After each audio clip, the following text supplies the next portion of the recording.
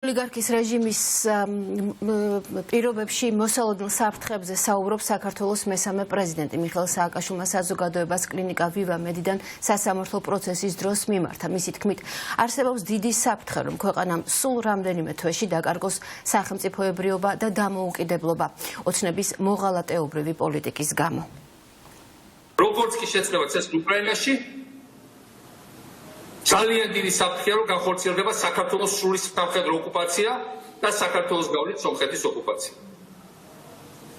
აი ეს არის დღევანდელი საფრთხე. ჩვენ ვართ სრულიად უპატრონოები ოლიგარქის პოლიტიკის გამო ლანგარზე გამზადებული რუსეთისთვის მისართმევად. თუ სასწრაფოდ არ შეცვალეთ სიტუაცია, თუ სასწრაფოდ არ გამოცვალეთ ეს რეჟიმი, საქართველოს დამოუკიდებლობა ითვლის ბოლო თვეებს